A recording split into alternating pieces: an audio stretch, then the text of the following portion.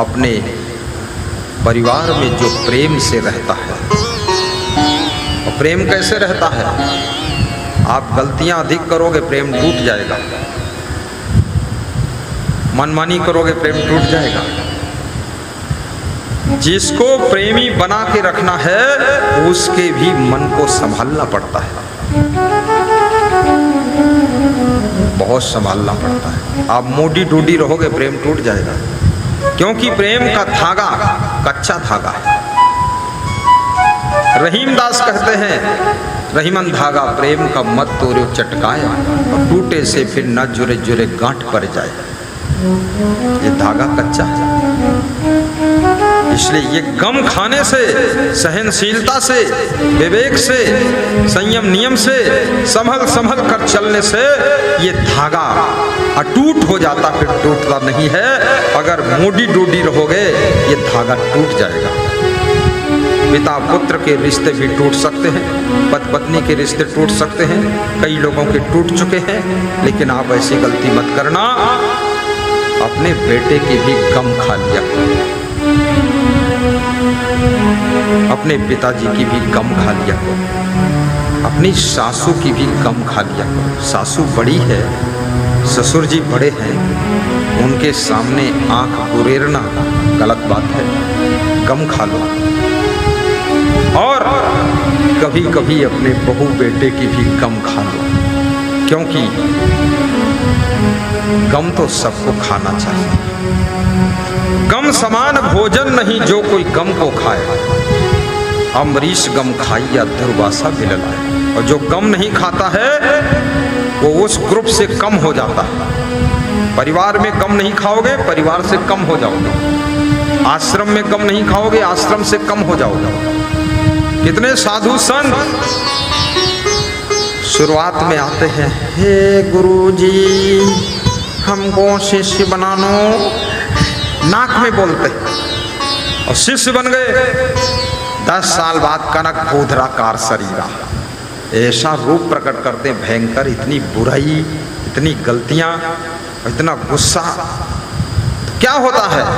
गम ना खा पाने से गुरु के पास भी नहीं रह पाते हैं। और गुरु यदि गम नहीं खा पाएगा तो उसके पास कोई शिष्य नहीं रह पाएगा।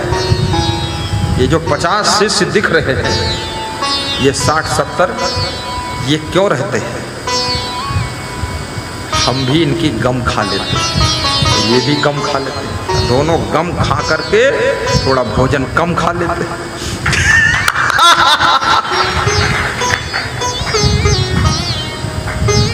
एक भगत कह रहा था, हमारे 2 लड़के हैं, मैं नहीं संभाल पा रहा, विघटन हो गया, बोलचाल बंद है, सब अलग अलग मामला है। बोले ये 50-60 को आप कैसे संभालते हो? तो हमने कहा ये सब मिलके हमको संभालते हैं। जब आप इस ख्वाहिश को छोड़ देते हो, ये माता पिता, ये सास ससुर हमारी चिंता करें, फिक्र करें, प्रेम करें, और हमको लाड़ प्यार करें, और लल्लू बनाएं, और लल्ली देवी बनाएं, तुम्हारा प्रेम टूटेगा। तुम स्वयं अपने सास ससुर को, माँ बाप को, भाइयों को, देवरानी जेठानी को संभालने का संकल्प लो, तो तुम्हारे अंदर सहनशीलता बढ़ेगी, जिम्मेदारी बढ़ेगी, और गम खाने की भी शक्ति बढ़ेगी। फिर परिवार में शांति का जन्म होगा। हर व्यक्ति, हाँ बोलो बोलो बोलो बोलो, एक बिना लीड का माइक वहां दे दिया करो। चलिए एक बिना लीड वाला माइक यहाँ से दे दो। हाँ, जब औजार है तो प्रयोग करना चाहिए। बंदूक धरी है और खुरपन मार कर रहे हैं, एक फायर कर दो, दीजिए। हाँ, जो जय बोले उसको दे दो, थोड़ा हम रेस्ट भी पा जाएंगे 1 मिनट। और क्या, हमको तो फायदा, हम पानी पीना चाहते लेकिन बीच में जगह मिले तब तो क्योंकि हम बोलते हैं ना, तो थोड़ा पानी की ज्यादा जरूरत है। सहनशीलता को तप कहा गया। और विशाल देव कहते हैं कि मन सोहरौना नहीं बनावे, सहनशील बनी आप रहावे। मन सोहरौना नहीं बनावे, बिजनेस में भी सहनशीलता की आवश्यकता है, सर्विस में भी सहनशीलता की आवश्यकता है, और संत लाइन में तो बहुत सहनशीलता की आवश्यकता है। संतों ने कहा है, खोद खाद धरती सहे, काट कूट बन राय, और कटुक वचन साधु सहे, और से सहा न जाए, और से सहा न जाए। बोलिए सद्गुरुदेव की जय, संत समाज की जय। जिसमें सहनशीलता है समझो उसमें साधु का गुण है। ये सहनशीलता आपको महान बनाती है। हमेशा खुश रहिए, अकारण प्रसन्न रहिए। शरीर को स्वस्थ रखने की जिम्मेदारी आपकी है। चंचल मन को निर्मल रखने की जिम्मेदारी आपकी है। आपकी इंद्रियों को संभाल कर रखने की जिम्मेदारी आपकी है, और आपके स्वास्थ्य को संभालने की जिम्मेदारी आपकी है। और आपको जितना पता है कि मैं कैसे स्वस्थ रह सकता हूँ, कैसे मस्त रह सकता हूँ, कैसे चुस्त दुरुस्त रह सकता हूँ, उतना पता किसी डॉक्टर को भी नहीं है। ये आप बहुत बड़े डॉक्टर हो, अपनी डॉक्टरी शरीर पर लागू करिए। आपको मालूम है मैं क्या खाता हूं तो बीमार हो जाता हूं, पता है। लेकिन जब आप स्वास्थ्य के लिए खाते हो तो वो चीज नहीं खाते हो जिसको खाने से बीमार होते हो। जब आप स्वाद के लिए खाते हो तो वो चीज भी खाते हो जिसको खाने से स्वास्थ्य को खो देते हो और सदा बीमार बने रहते हो।